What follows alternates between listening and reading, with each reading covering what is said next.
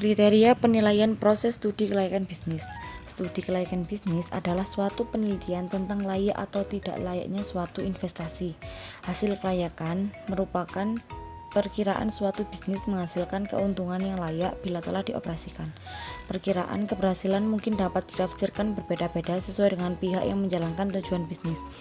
Ada beberapa tahapan dalam penilaian proses studi kelayakan bisnis. Yang pertama yaitu penemuan ide. Agar dapat menghasilkan ide proyek yang dapat menghasilkan produk laku untuk dijual dan menguntungkan, diperlukan penelitian yang terorganisasi dengan baik serta dukungan sumber daya yang memadai.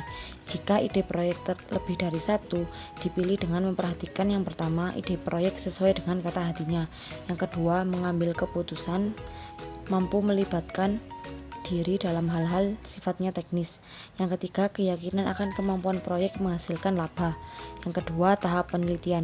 Setelah ide proyek terpilih, dilakukan penelitian yang lebih mendalam dengan metode ilmiah. Yang pertama, mengumpulkan data, mengolah data, menganalisis dan menginterpretasikan hasil pengolahan data, menyimpulkan hasil, membuat laporan hasil. Yang ketiga, tahap evaluasi. Evaluasi yaitu membandingkan sesuatu dengan satu atau lebih standar atau kriteria yang bersifat kuantitatif atau kualitatif. Ada 3 macam evaluasi, yaitu yang pertama, mengevaluasi usaha proyek yang akan didirikan. Yang kedua, mengevaluasi proyek yang akan dibangun. Yang ketiga, mengevaluasi bisnis yang sudah dioperasionalkan secara rutin.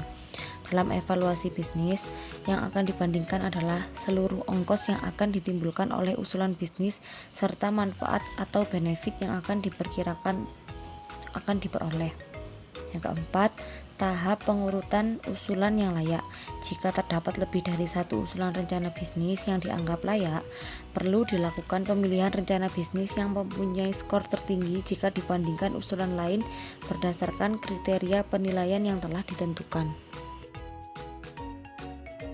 Yang kelima, yaitu tahap rencana pelaksanaan. Setelah rencana bisnis dipilih, perlu dibuat rencana kerja pelaksanaan pembangunan proyek, mulai dari penentuan jenis pekerjaan, jumlah dan kualifikasi tenaga perencana, ketersediaan dana dan sumber dana lain, serta kesiapan manajemen.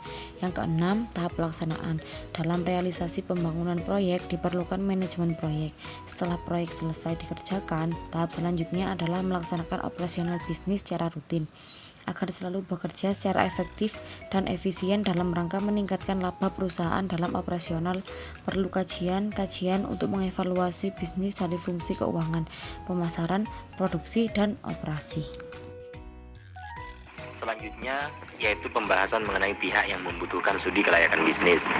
Analisis kelayakan bisnis penting dilakukan sebagai evaluasi bisnis yang dijalankan. Biasanya pihak yang membutuhkan studi kelayakan bisnis antara lain, yang pertama ada investor. Investor tersebut merupakan pihak yang menanamkan dana atau modal suatu bisnis yang lebih memperhatikan prospek usaha tersebut. Contoh katakanlah tingkat keuntungan. Yang kedua ada kreditor. Kreditor tersebut yaitu pihak yang membutuhkan studi kelayakan untuk memperhatikan segi keamanan dana yang dipinjamkan untuk kegiatan bisnis. Yang ketiga ada pemerintah. Pemerintah di sini yaitu pihak yang lebih berkepentingan dengan manfaat bagi perekonomian nasional dan pendapatan pemerintah atas pajak yang diberikan bisnis tersebut. Selanjutnya yaitu pembahasan mengenai proses penilaian studi kelayakan bisnis berdasarkan pendekatan matematika. Pendekatan ini yaitu melalui keputusan yang dibuat semata-mata berdasarkan pada suatu apa yang sudah dihasilkan dari perhitungan yang dibuat oleh pelaku dengan menggunakan suatu standar yang sudah ditetapkan. Antara lain, metode yang bisa digunakan dalam analisis keuangan studi kelayakan bisnis dan investasi adalah yang pertama ada payback period atau PP, yang kedua ada net present value atau NPV, yang ketiga ada internal rate of return atau IRR, serta ada profitability index atau PI.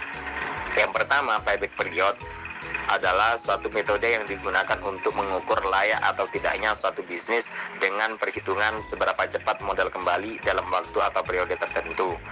Yang kedua, ada net present value atau NPV, adalah selisih antara nilai sekarang dari arus kas yang masuk dengan nilai sekarang dari arus kas yang keluar pada periode waktu tertentu. NPV atau net present value ini mengestimasikan nilai sekarang pada satu proyek, aset ataupun investasi berdasarkan arus kas masuk yang diharapkan pada masa depan dan arus kas keluar yang disesuaikan dengan suku bunga dan harga pembelian awal. Yang ketiga, ada internal rate of return atau IRR.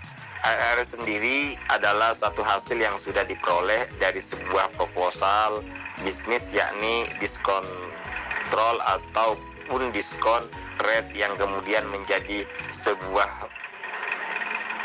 present value yang berasal dari aliran kas yang masuk atau cash inflow yang merupakan investasi awal.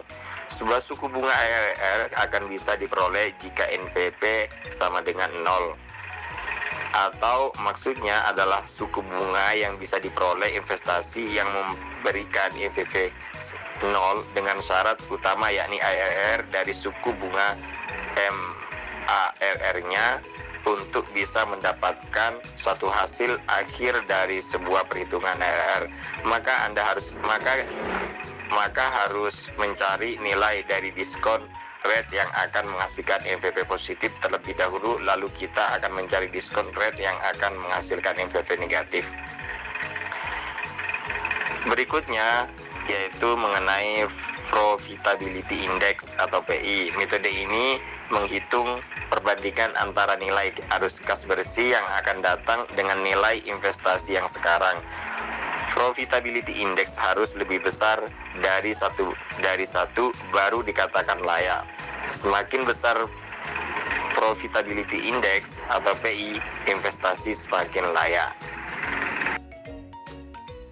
Selanjutnya, kelebihan Profitability Index adalah memberikan percentangan future cash flow dengan kas inisial.